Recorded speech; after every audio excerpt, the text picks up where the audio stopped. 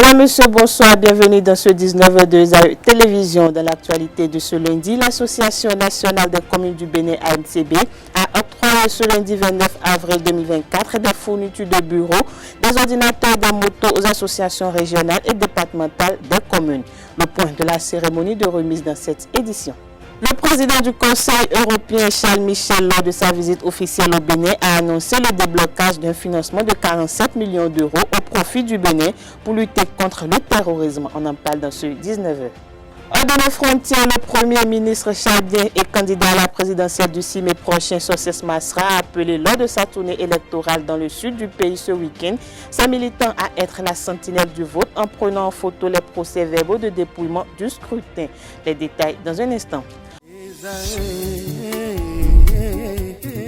L'École supérieure d'administration, d'économie, de journalisme et des métiers de l'audiovisuel ESAE offre de nouveaux challenges pour l'année universitaire 2023-2024. Étudiantes et étudiants, parents d'élèves nouveaux bacheliers, ESAE, c'est la garantie d'une formation de qualité à des conditions très avantageuses. À Gbedjromede, à Papa, à Boumekalavier, Parakou, inscrivez-vous en administration générale, administration du travail et de la sécurité sociale, trésor et finances publiques, impôts, diplomatie et relations internationales, journalisme et métiers de l'audiovisuel, gestion des marchés publics, planification et développement local, sciences économiques, sciences juridiques et toutes les filières des sciences de gestion. ESAE vous offre des bourses, demi-bourses et de réductions pour les premières inscriptions dans toutes ces filières. Waouh! En licence 1, 2 et 3 et en master, bénéficiez jusqu'à 50% de réduction sur tous nos sites. N'est-ce pas génial? Infoline. ESAE Gbedjromede, 3e rue à droite en quittant le carrefour Le Jador pour la BIBE Jéricho ou au plus 229 90 93 65 21 98 98 14 00 à Kpakpa au plus 229 52 88 33 33 à Boumekalavi au plus 229 52 88 44 44 Parakou au plus 229 52 46 12 12.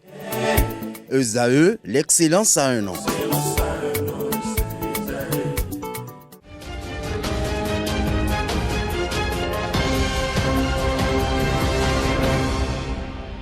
Bonsoir à tous. L'Association nationale des communes du Bénin ANCB a octroyé ce lundi 29 avril 2024 des fournitures de bureaux, des ordinateurs et des motos aux associations régionales et départementales des communes. La remise a été faite par le président de l'ANCB, Luc Setondi Atropo, qui a rappelé le contexte de ce geste. Suivez ses propos au micro du Anedou. Depuis quelques années, l'Association nationale des communes du Bénin ANCB a pris la décision stratégique de renforcer sa collaboration avec les associations régionales et départementales des communes. Cette décision découle de notre conviction que la proximité de ces associations avec les collectivités locales nous permettra d'être davantage à l'écoute des besoins de nos concitoyens dans toutes les contrées du pays. Le cadre de concertation que nous avons mis en place avec ces associations vise à faciliter un contact plus étroit avec les communes et par ricochet avec leur population en vue de promouvoir leur plein épanouissement. Nous sommes conscients que pour mener à bien cette mission, nos partenaires ont besoin de ressources matérielles adéquates. C'est dans cette logique que nous nous réunissons aujourd'hui pour cette remise symbolique mais importante de motos, de matériel informatique, de fournitures de bureaux. Cette remise, qui intervient quelques années après celle de 2020, montre notre engagement à accompagner vos efforts dans les limites de nos moyens. Chers présidents des associations régionales et départementales de communes, je saisis cette opportunité pour vous exprimer ma sincère gratitude pour votre soutien indéfectible envers les communes et pour votre contribution à l'animation de la vie locale. Votre dévouement et votre détermination sont des piliers essentiels de notre action commune pour le bien-être de nos concitoyens. Je tiens également à adresser mes plus vifs remerciements au gouvernement ainsi qu'à tous nos partenaires techniques et financiers qui nous accompagnent.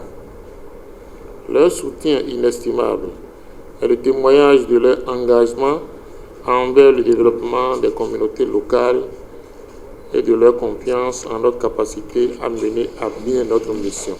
D'une cérémonie à une autre, les conseillers municipaux de la mairie de Cotonou ont démarré la deuxième session ordinaire de l'année 2024 ce matin à l'hôtel de ville de Cotonou. À l'occasion de cette session qui durera 3 jours, le maire de la ville de Cotonou, Luc Setondi Atropo, a remercié le chef de l'État, Patrice Talon, pour les réalisations faites dans la capitale économique.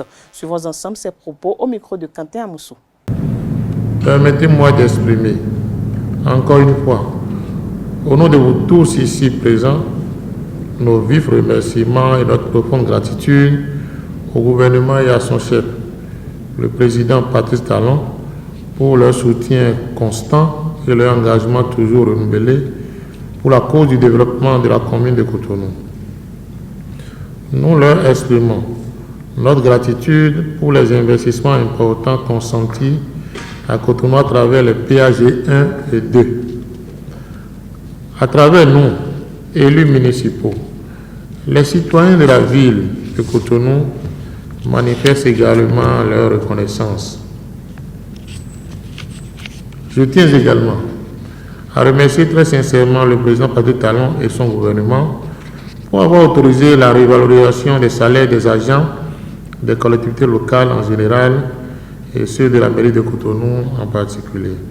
La Confédération et centrales syndicales ont annoncé un meeting pour le mercredi 1er mai prochain après la marche non autorisée sur la cherté de la vie le samedi 27 avril dernier. Les responsables des organisations syndicales annoncent que la marche non autorisée du samedi 27 avril dernier sera reprogrammée. En attendant la tenue de la marche, un meeting d'information, de mobilisation et de prise de décision est prévu pour le mercredi 1er mai prochain à la Bourse du Travail.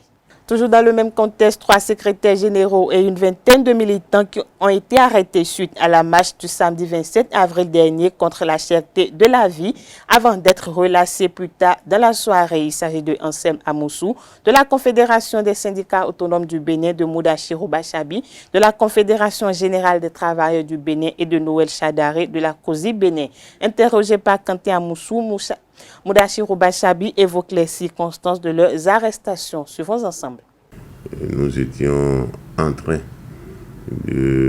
d'évoluer vers la Bourse du Travail avec nos militants que nous avions invités pour prendre part à la marche de ce samedi-là, qui malheureusement a été étouffée par abus d'autorité par le préfet qui a déployé aux alentours, tout autour de la Bourse du Travail et même dans un rayon qu'on peut apprécier diversement autour de 10 km de la Bourse du Travail où il n'était pas possible pour qu'on appante les artères qui viennent à la Bourse du Travail. Donc on était allé à la place Bulgarie pour, disons, convoyer nos amis, reconduire nos amis, nos militants et les citoyens qui se sont joints à eux à la Bourse du Travail. Malheureusement, nous avons, disons, été bloqués par un mur de policiers qui ne voulaient rien entendre, n'ont même pas permis une explication pour que nous puissions leur dire ce que nous voulons faire. Ils nous ont contraints et ils nous ont immobilisés parce qu'on a été obligés de rester devant eux. Et puis finalement, ils ont procédé à un encerclement et ont commencé par faire des arrestations. Dans une brutalité indescriptible, puisque finalement, ils ont traîné beaucoup d'entre nous par terre, y compris moi-même, avant de nous projeter à l'intérieur de leur fourgonnette là. Et c'est en ce moment qu'on a compris que, évidemment, ils voulaient nous déporter quelque part. Dans tous les cas, après nous avoir bousculés pour nous retrouver à l'intérieur de leur fourgonnette, ils ont même mis du gaz à l'intérieur et fermé le véhicule. Je crois qu'on est passé par le commissariat central pour enfin échouer à la direction nationale de la police judiciaire où nous avons été auditionnés. Et à ce niveau-là, 27, au total, nos militants et nous-mêmes, on faisait 27. Nous avons fait l'objet d'une audition avec l'appui conseil de Maître Afoukou Corneille et Fidèle Abouta, qui nous ont vraiment assistés devant les commissaires qui recevaient notre déposition. À l'issue du processus, le procureur a été saisi et le procureur a ordonné qu'on nous relaxe. Ça veut dire qu'on nous a interpellés à tort et on nous a brutalisés à tort, mais le procureur ayant dit le 3, nous avons été relaxés et après plusieurs heures d'audition au niveau de la Direction nationale de police judiciaire. Je l'annonçais à l'entame de cette édition reçue en audience par le président Patrice Talon lors de sa visite officielle au Bénin. Le patron du Conseil européen, Charles Michel, a annoncé le déblocage d'une enveloppe de 47 millions d'euros de l'Union européenne pour soutenir la lutte contre le terrorisme au Bénin. À en croire l'ancien Premier ministre belge, cette enveloppe financière servira non seulement à l'acquisition de drones ou encore d'avions de collecte de renseignements, mais aussi à l'achat du matériel et des équipements destinés à la sécurité et à la lutte contre le terrorisme. Rappelons que depuis janvier 2024, des hommes armés ont attaqué des positions des forces de défense et de sécurité ainsi que des civils dans diverses localités du Nord. Mais grâce à l'opération Mirador, l'armée béninoise s'est mise en position offensive pour faire reculer les hommes armés qui perturbent la quiétude des populations dans le nord du pays, frontalière avec le Burkina Faso et le Niger, deux pays du Sahel. Drame dans cette édition à Todo, une localité de l'arrondissement de Renvi dans la commune d'Alada. Un jeune homme s'est suicidé dans la nuit du samedi 27 au petit matin de ce dimanche 28 avril 2024. Selon les informations, tout est parti d'un téléphone portable. La victime serait sortie dans la journée du samedi avec le téléphone portable de sa sœur de retour à la maison. Une longue dispute s'est éclatée entre sa sœur et lui. Les parents témoins de la tension interviennent après cette dispute. Le jeune homme, un mécanicien de profession, se retire dans la chambre de son grand frère et passe la corde au cou. Son corps pendant a été retrouvé au petit matin de ce dimanche. La police s'est dépêchée sur les lieux pour le constat. Sur instruction du procureur de la République, le corps est remis aux parents pour inhumation. Une enquête est aussi ouverte pour faire la lumière sur les causes et les circonstances de sa mort. Cette édition se poursuit hors de nos frontières. Présent au Tchad, le code électoral ne prévoit ni l'affichage des procès-verbaux de dépouillement dans les bureaux de vote, ni leur remise aux mandataires des candidats. Seule possibilité pour les candidats d'y avoir accès, ils peuvent obtenir ces PV plus tard au démembrement de l'ange dont dépend le bureau de vote. Un dispositif qui suscite la méfiance des candidats. C'est dans ce contexte que Socès Masra, Premier ministre, ancien leader de l'opposition et adversaire du président candidat Mahamat Idriss Déby, a appelé ses militants à être la sentinelle du vote en prenant en photo les PV de dépouillement du scrutin. Les enjeux se précisent et la tension monte surtout entre les deux camps principaux. Le président de la transition Mahamat Déby et son ancien opposant Socès Masra, devenu Premier ministre depuis le début de cette année suite à l'accord de paix de Kinshasa.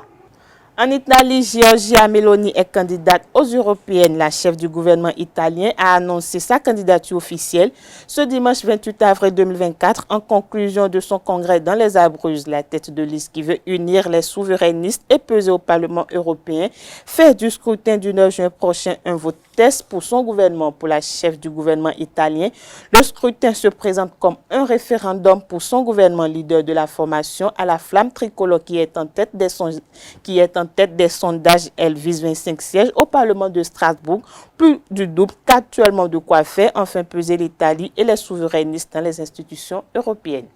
Sport à présent, Cotonou abrite depuis ce dimanche 28 avril 2024 la deuxième phase du tournoi West Africa Basketball Classic. À SPAC BBC, le club organisateur a réussi son entrée en compétition avec une victoire sur les Nigérians de Kwara Flacon. Le point de l'ouverture de la compétition avec notre reporter, c'est Andelarius Adjagbelon.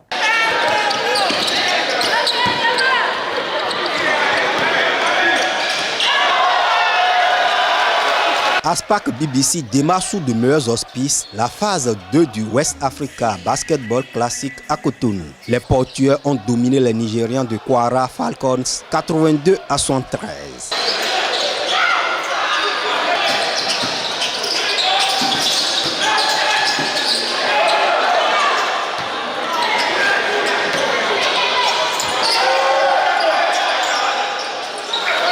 Deuxième lors de la première phase du tournoi à Lomé, Aspac rêve grand à domicile. En première heure, Aspal BBC de Parakou a failli créer la sensation face au vainqueur de l'étape togolaise, Djidi Giants. Le coach Jean Umpo et ses hommes ont fléchi lors du Money Time et perdent 64 contre 74 après avoir mené au score presque tout le match.